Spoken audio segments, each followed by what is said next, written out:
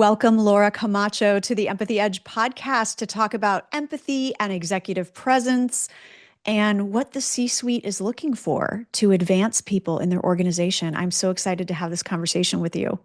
Oh, thank you so much, Maria, for having me. I'm delighted to be here. And I'm so grateful for your reframing for me in a previous conversation on my podcast what empathy was. It's not just being nicey nice. And No. I think we're going to have a great conversation because so many people think that being clear and being nice are two different things. Yes, exactly. Exactly. We're here to help give people a different perspective on that. So before we dive in, I would love to hear a little bit more about your story. So can you quickly share with us how you got into this work? Absolutely. I'm happy to share the story. So, I am a card carrying certified introvert, like I'm sure a lot of your listeners, if not all of them, good students, teacher's pet kind of student, always turning things in, doing good work. And I guess a little variation that was early moving me in the communication space was my fascination with foreign languages. And that would be when I did a study abroad in Spain in college where I saw that it's not just the words, right? Because my mom taught me, mean what you say what you mean. She's also an introvert, and that's great, but it's not enough. It's not because that's totally ignoring the emotional message and the inspiration that you need to succeed in business. So anyway, long story short, I lived in Venezuela a long time, lived in Germany, got a lot of cross cultural exposure to the way different people communicate. And when I ended up in North Carolina teaching communication at East Carolina University, that was the first time I really did an academic deep dive, and then that led to getting my PhD. And then this was the real kicker, Maria, that I have my PhD, speak these languages, have this experience. And I'm like, communication is so bad in all the companies. Like, what am I going to do with all the money I'm going to make? But Yeah. it turns out that selling communication skills training requires really good communication. And I wasn't at the level in 2009 when I started, but I developed it because Hmm. what I learned, Maria, and what a lot of people listening need to get, it's not just having the ideas, it's not just the deliverables, it's selling the value. And that's what I Hmm. had to learn to build my business, where I now have, a few part-time employees, and I have it's a nice business that supports me. But I wouldn't have that if I hadn't learned how to get people excited about communicating Yes. better. And that if you're in tech or if you're in finance, insurance, that's what you have to be able to get people to Yeah. buy into your priority. So that's kind of the story. Yeah. And I love that because, that as coming from a marketing and a branding background myself, like that is the key is it's not enough to have a good idea or a fantastic product or be the most expert person in your field if you can't communicate that value and not from a here's why I'm so great, here's why the product's Exactly. so great. It's in a what's in it for you as the listener, as the client, Yes. as the customer. And that is where, that's what led me, that put me on the path to Right. empathy as a strategic advantage was my marketing work of it's not enough to just think you're the coolest product Yeah, in the bunch. exactly. But that's not intuitive for Exactly. everybody who is, especially if you're, a little bit bookish and it's just Hmm. like, I know my stuff. I'm an expert. I have a PhD. I Hmm. did my dissertation. It was like, nobody cares. It's all about how are you going to help me? And that's just Yeah. counterintuitive. And I think especially for young professionals when they're coming up in the work world, they're getting rewarded for those results, which is Hmm. great. But there's going to come a day where you feel like you're just the workhorse, Hmm. and people aren't seeing you as senior leadership material Hmm. despite your stellar performance reviews. And that's those are the people that I help a lot because as you can imagine is extremely frustrating. I'm sure. I'm sure. So let's dive in and let's talk about how empathy relates to this quality of executive presence. And Hmm. maybe if we can take a step back and explain to us what you mean by executive presence and whether you believe you can even have executive presence without empathy. So a Oh, couple yeah. questions wrapped in there, but let's Yes. start with how you define executive presence.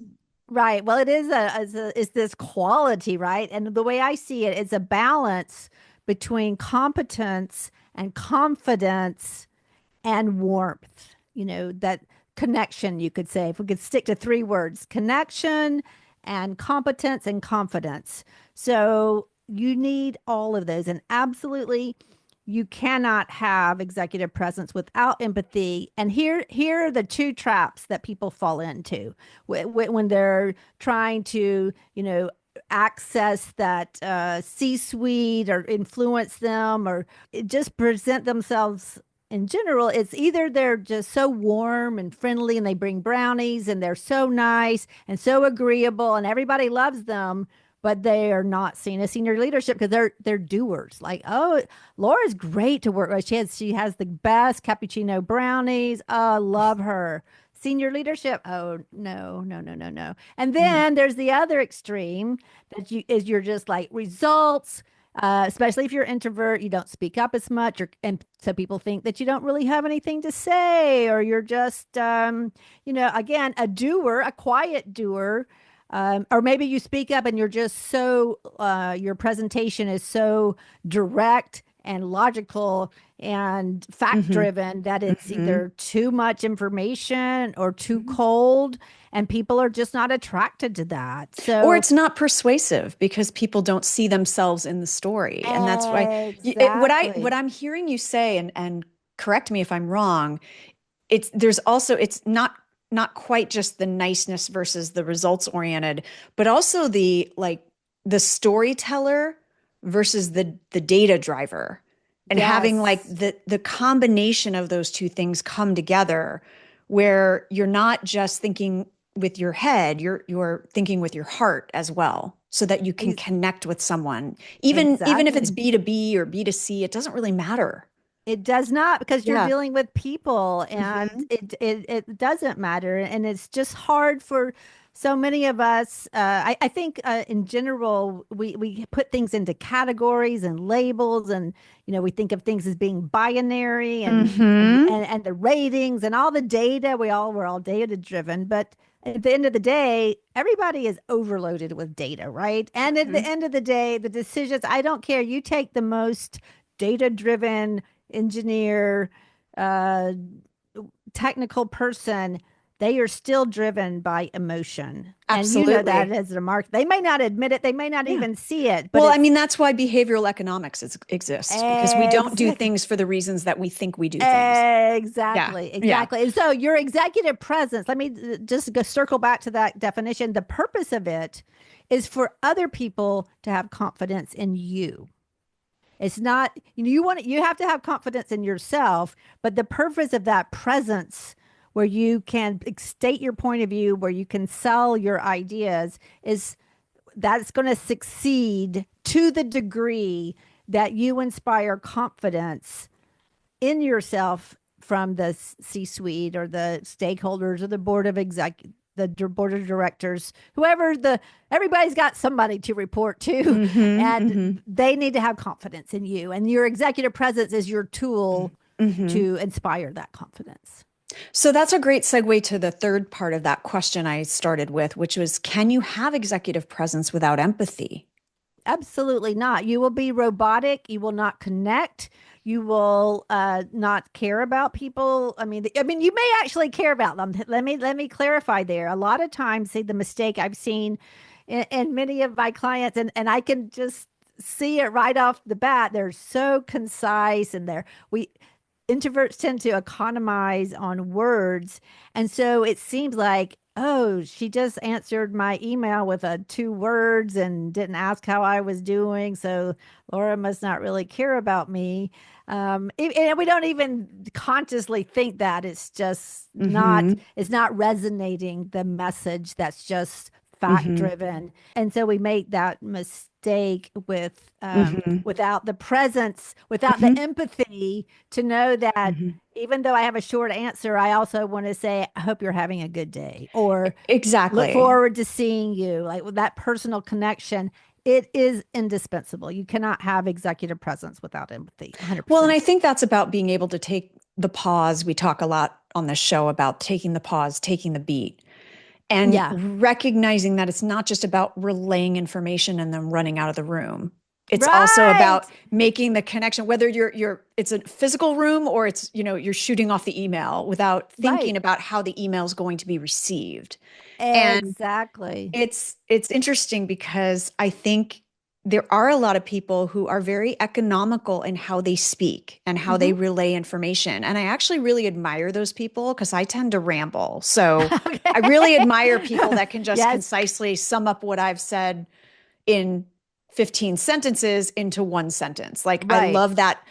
I love saying economize. I think that's a good way to Yes. put it, but that can be perceived as cold, uncaring, icy, Exactly. whatever you want to say. Exactly. Exactly. Yes. And that, or even snobby, or even elitist. I mean, Yeah. these We are fill all in the this. gap, yeah, for what we Yes, we think that do. that means. And really the person's like, no, you asked me a question, I gave you an answer. Like there's no judgment there, right? Exactly. See, that's the whole thing. And that's the Yeah. introvert brain is just like, well, Hmm. I answered the question. And introverts was, it depends. It's hard to generalize about every single one of us, but we don't want to waste people's time. We don't. Right. And so we're just like trying to always get it, the least number of words for the most impact, which, like you Right. said, is a great quality, but you Hmm. cannot be so concise that people feel that you don't care about them, Hmm. or you may need to sell your idea a little Hmm. bit, connect it to the impact, and not. Sometimes we think it's obvious that Laura's great idea is clearly what we should do because of some logic, but that Right. You've got to doesn't work connect the that way. dots for people. Yeah, Yes. for sure. So while we're on the introverted path, Hmm. what other challenges do you see introverted types having with either building executive presence or even just advancing in the organization? Well, that's a great question. And that there's two sides to that. And one is that a lot of introverts tend to be internal processors. And that means that you ask me a question that I haven't been asked before, or I haven't prepared, and I'm deer in the headlights. But then 5 minutes later, I have this, brilliant Tiffany's quality answer for you. But the meeting's over, the moment's passed, and so that internal processing, that's that keeps us up at night, and we always think of these great answers in the shower. So that is a problem in executive meetings, where if you're intimidated because of your if people that you don't know very well, they don't know you very well, they have more power than you do, then you're already, like, your brain is not as functioning as well. And then Hmm. on top of that, if you're an introvert who tends to economize on how much you say, and then if on top of that you are internal processor, where you need time to think about what's being said, or you want to analyze it just a little bit, then Hmm. in the moment you're not going to say anything. And if they ask you a question, you're going to maybe blurt out something, but it won't sound as confident because you're a hot mess inside. Right, right. Whereas a extrovert external processor may ramble a little bit, but it will eventually land the plane. Hopefully. Yeah. Hopefully, right? Hopefully, we'll land the plane and not take too long to do it. But Yeah. they don't sound like Yeah. riddled with doubt. It sounds Yeah. like they're going somewhere with it. And Yeah. then see, and then if the person is on top of being an introvert is also highly conscientious, perfectionistic, Hmm. then they're putting so much more pressure on themselves. It's like, well, if I can't say it super eloquently, then I'm not going to say Say anything it at at all. all. And Exactly. I say it's better to say something badly than to not say it at all, Hmm. because, first of all, it's not going to come out badly. And even if it does, you can course correct, but you have Hmm. got to break your mental box that you're in. Like, oh, when I feel this way, I Hmm. can't speak up. And of course, the answer to that, that's what I help my clients with, is the Yeah. preparation. What are the things that are likely to come up? What is Yeah. important to you? But see, we have to prepare for something like that. Well, and actually in my first empathy book, The Empathy Edge, I talked to an expert about how to run an empathetic meeting. And that was part Oh, of it, was accommodating not only different neurodiversity, but different personality types, and being able to give people the agenda and materials to review ahead of time.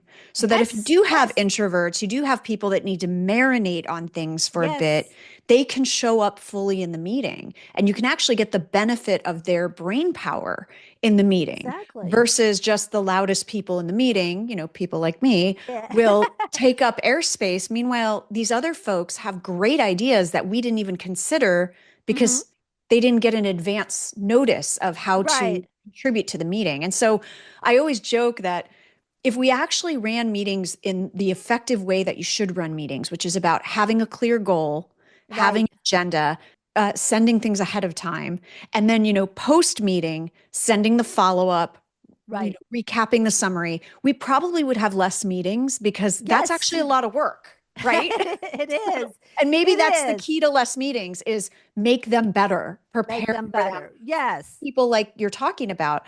I have kind of an off-road question for you Yeah, based on sure. what you were saying.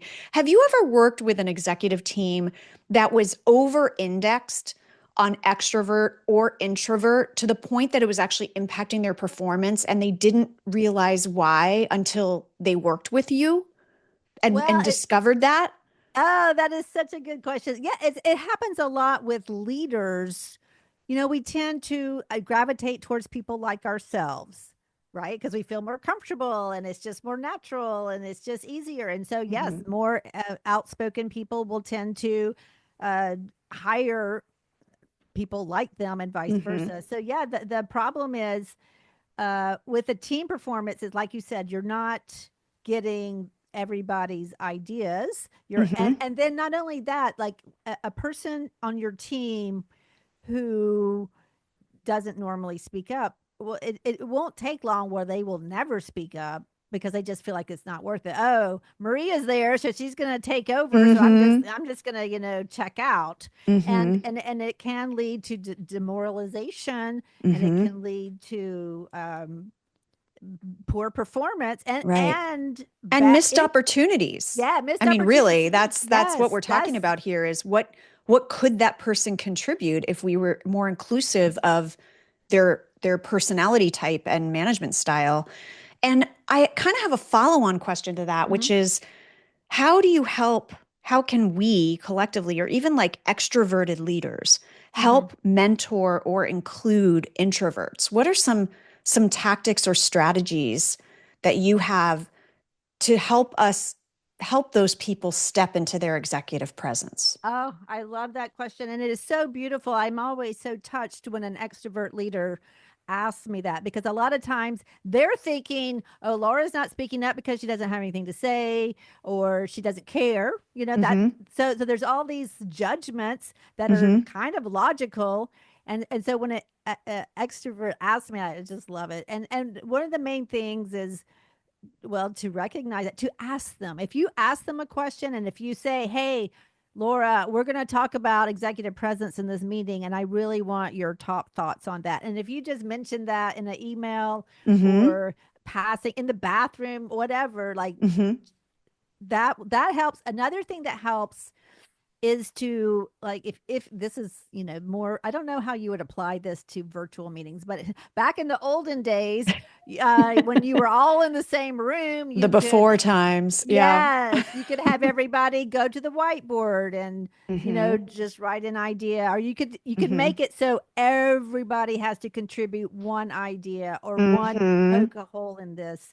But Mm-hmm. the main thing that you need to do with that person in the one-on-ones is say, Laura, Bob, Jamal, like I want to hear more from you in meetings. And actually, a leader who sees potential introvert needs to encourage Mm-hmm. that and maybe mentor them in how to speak up. But the problem that extroverts have is they don't know what they're doing. Like if I Mm-hmm. were to ask you, Maria, so we're going to this event, how can I meet more people? And you would say, oh, Laura, just go talk to them. And I'm like, oh my gosh, but what do I say? What do Yeah. I ask? It's Yeah.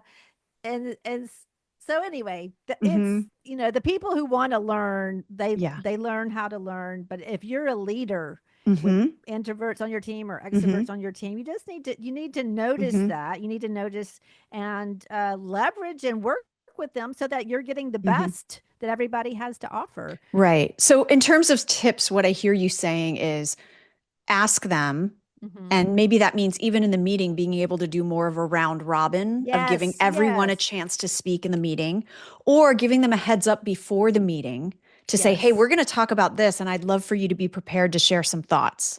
And exactly. then being able to call them in the meeting. And then also, um, it sounds like giving them an opportunity, or maybe, and maybe I read this into what you were saying, sort of giving them prompts. Yes. Or if you're asking them to go meet some people, quote unquote, at an Hmm. event, maybe you help them formulate some prompts or questions ahead of time that they can Right, ask in that venue. So if you're sending your direct report to a networking event to help them with their professional development, maybe you don't just send them.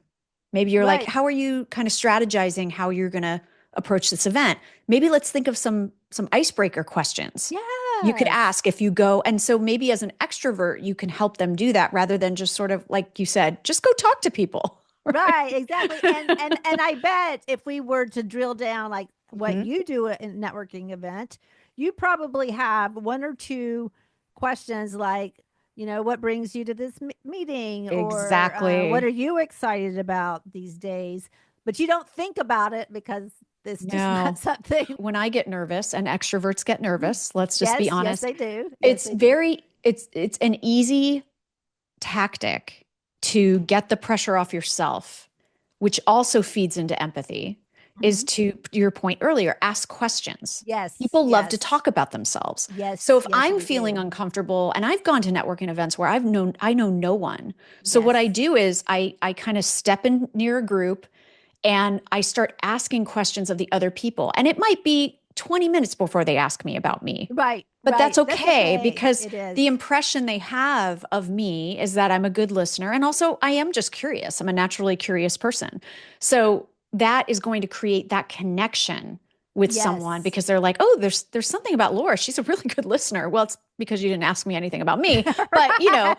anyway, Yes. but I Yeah. find that that's a great way. And then you can always be additive to that of like, hey, Laura, what brings you here? You tell me. And then I can say, oh, wow, that's really interesting. I found out about this event. And then you can start talking about yourself. Exactly. And so, Exactly. we're kind of dipping in and out of like executive presence and just, social skills with people, Mhm. So I want to kind of get back to executive presence a little bit Yes. more and Yes. We need. say, what what are some different tools to make what you want to say more clear and Hmm. thus more empathetic? I know the things that I've shared in my books and in my work, but from your perspective working with leaders on that executive presence and on that ability to be more clear, be more impactful, and more about what the other person needs. What are some of the different tools in your toolbox? Oh, Maria, that's such a great question. So, the one thing that I think helps everybody with executive presence, because if you are interested in executive presence, I am assuming that you want to be an executive, like you want to first reach as Mhm. far as influencing above you and then Would to you to also be call there. that leadership presence, not just Yeah. executive presence? Yes, Okay. it's similar. I Okay. use executive presence because I deal a lot with ICs and then individual contributors. Hmm. I mean, it just seems more, Got even it. though you're leading yourself, but you're not Right, really right. I got you. leading. I got you. So yes, it's the same thing. But what people need to see is your point of view, and Hmm. this is the switch from being reactive. You asked me for these deliverables, I delivered on time, under budget, da da da da, versus no, Maria, I think that we're over indexing on X. And what I've observed is this and that. And even though you're my boss, I think we should do, I think you should look into, or let me look into this, like making Hmm. suggestions and having a point of view about your domain. And that point of view has to be what is working well and why, what is driving you crazy and why, how you make the company more successful. That's where the rubber hits the road. That's where you start becoming senior leadership material. Hmm. Hmm. When you have that idea in your head, and it's not that you're going to, like we were talking about earlier, you're not going to present this, well, I'm just promoted to director, but I have a whole reorg plan for the company. No, it's not that, but it's we need to focus on A instead of B, or this Right. change with AI with our customers. Right. We like those things that are above your actual deliverables level, Yes. the company level or your division or business unit level. What are you seeing? Because the people at the top, they only see what they're told. They're not actually interfacing down with the customer like you probably Mm-hmm. are. Mm-hmm. So I think with executive press, I would encourage everybody listening, if you want, I would develop 3 to 5 things that you wish the president of your company understood about your domain, about your area, or and not that you're going to go knock on the door and tell her that. Maybe you would, but you have that kind of teed up, and that's going to serve as the raw material for your intervention in meetings and Mm-hmm. speaking up in meetings. And I'm going to give a couple of tips about speaking up in these meetings and preparing for meetings where you're the more junior person. And one is to speak up earlier rather than later. Every meeting tends to generate momentum. And if you're junior and you don't speak up in the first 10 or 15 minutes, it's going to be super hard to speak up later. However, one way to speak up at the very end, if you've just like haven't pulled it together until the very end of the meeting, you could say, "Oh, I just want to clarify what I'm taking away is blah, blah, blah, blah," like recapping the main points because you're probably a really good listener and you've probably taken notes. That would be a way to add value because I'm talking about speaking up in a meeting to add value, not just to hear the sound of your voice, which is an anathema to introvert. So preparing how do you think you can add value to this meeting from your current place in the organization? Because trust me, they will not ask you to come to any meeting unless they see that you can add value. So you have Mm-hmm. to figure that part out. Mm-hmm.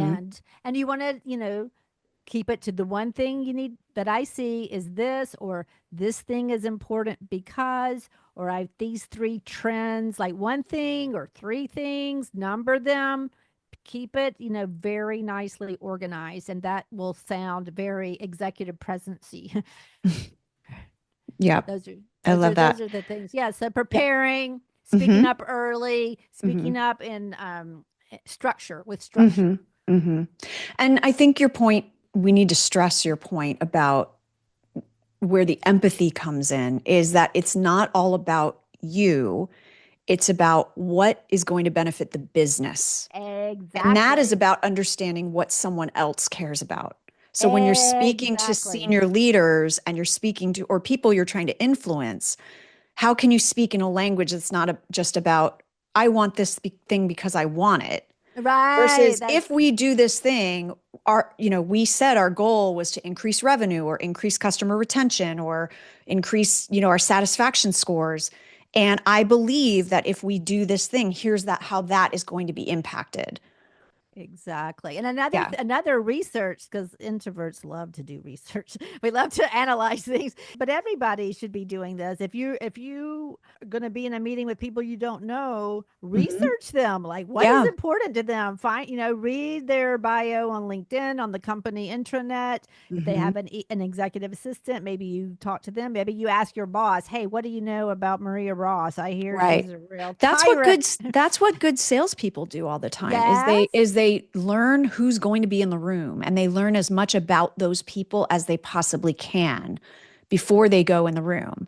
And I've always been in awe of salespeople because I'm Me a great too. marketer, but I have worked with salespeople who we've been privy to the same conversation.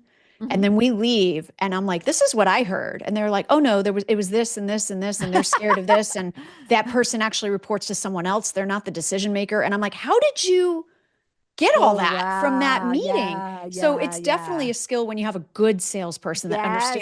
understands Ex- subtext and understands how to read the room. But exactly. my point being is that this is why empathy is actually empathy combined with ambition Hmm. is the single largest success trait for successful salespeople. Oh, And you wow. wouldn't think Okay. like salespeople, empathy, but actually, empathy is their greatest asset because they come in, what is important to you Hmm. as Hmm. I Hmm. frame my talk or my pitch or my conversation.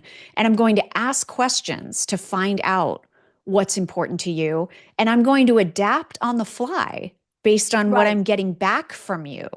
And Right. that is a big skill. So we kind of went off on a little Yes, tangent there. but Maria, But that's so good because that's yeah, exactly what you're going to do if you have executive presence. I mean, maybe you're not going to go out on the right. street and But sell you're your things selling. door to, You're but you're selling selling. yourself. Yes, Yeah. and your ideas And your and your ideas. team.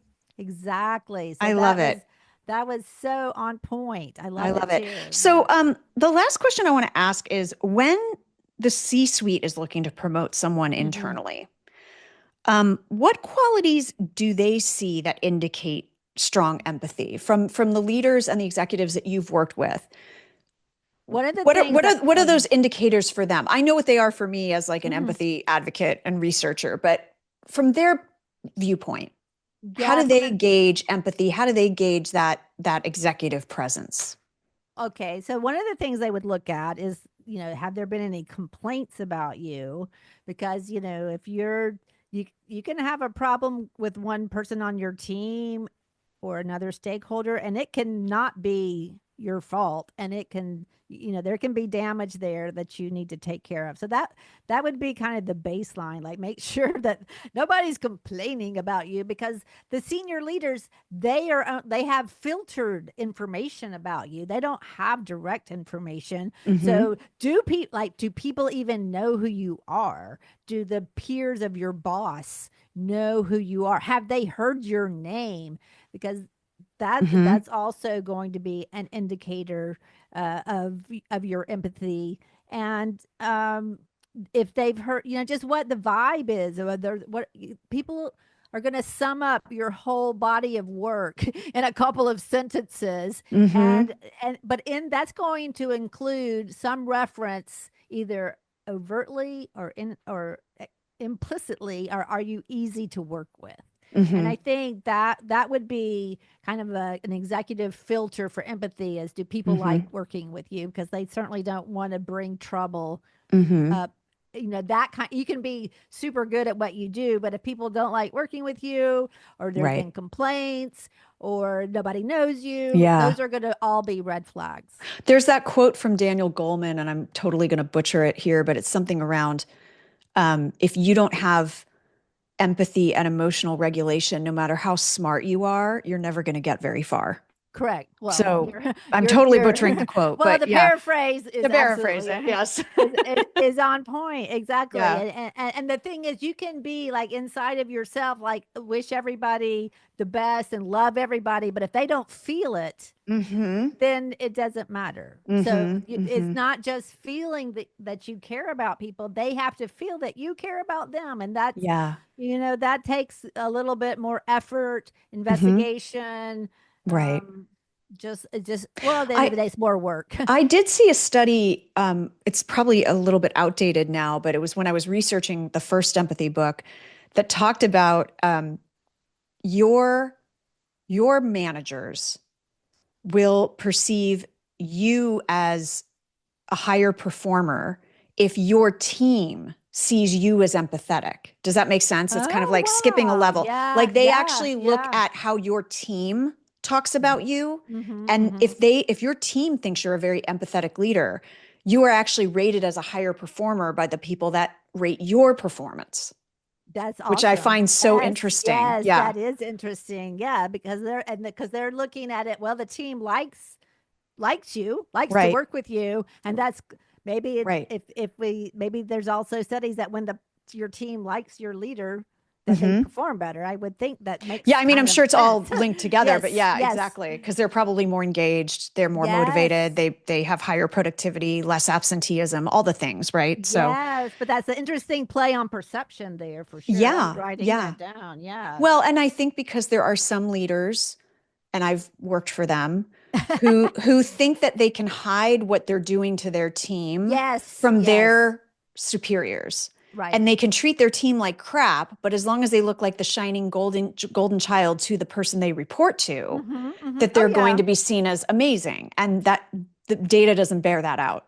Well, yes, but I have coached situation where individually here and there it might Uh-huh. work. Short but it's term, for not sure. Yeah. short term. Yes. So Yeah. if you're in that situation and you're listening and you're like, Maria, Laura, no, you don't know, you don't know my boss. Yeah. Yeah. So if you're seeing that, Yeah. I would say your boss is not going anywhere, I not think it going up. catches, yeah, I mean, having been through personal experience of this, it ultimately catches up to that person, Exactly. right? Exactly. So, There. and then the emperor has no clothes, and then, yeah, Exactly. exactly. So take So heart if take you're in that heart, take situation, if heart. you're listening. So, I really love this conversation because we've touched on a few things. We've touched on just executive presence and the role of empathy in showcasing your executive presence. But then specifically, I love this deep dive that we've done Mm. around if you're introverted, all is not lost, right? No, You can still no, be no, a no. leader, you can still have executive presence. And, there are so many strengths in introverts that Yes. make them such good leaders, and especially Yes. that ability to listen, Yes. Yes. To listen and to think, to reflect, to to take a not, pause. yeah, to not fly off the handle. Yeah. Yeah, absolutely. I think they can be extremely good leaders. And I think tech has Hmm. is the domain where introvert leadership has just flourished. But of Hmm. course, we don't all work in tech, but Hmm. definitely, Susan Cain's book about the power of quiet Hmm. definitely legitimized being an introvert and helped popularize the understanding of that our brains just work a little bit differently and we're Hmm. not it's not that we don't like people, it's just Right, that we get right, exhausted by so much chat right. and so yes. Yeah, I think, it's great. Part of what I try to do with this show is not only help, share about empathy and how you can leverage it in the workplace, but also provide empathy by talking to Yes. different people and Yes. explaining, what their experience is like. So if you are managing or your colleagues with someone that fits that Mm. description, you can better understand them. So I think this is a great Exactly. episode for those of us that work with Yes. introverts and want to better understand them and what we can do to support them Yes. in Absolutely. being their, to be trite, their best selves at work. Right. Well, to So, flourish. Yes. yeah, to flourish. Exactly. So, Laura, this has been such a great conversation. Thank you for your insights. Thank We will have you. all your links in the show notes, but for anyone Perfect. on the go, where's the best place they can learn about you and about your wonderful books? Oh, thank you so much. Well, my website, Speak Up with Laura. It's long but not Yep, hard to we got it. spell. We'll have the Or link in the yeah, website in that the would show be notes for yes, and sure. you'll see, all kinds of Laura Camacho executive presence content there. Great, great. Well, thank you so much for joining us It's my today. pleasure. It's been an honor, and I loved your questions. Thank you so much. And thank you, everyone, for listening to another episode of the Empathy Edge podcast. If you like what you heard, you know what to do: rate, review, and share with a friend or a colleague. And until next time, please remember that cash flow, creativity, and compassion are not mutually exclusive. Take care and be kind.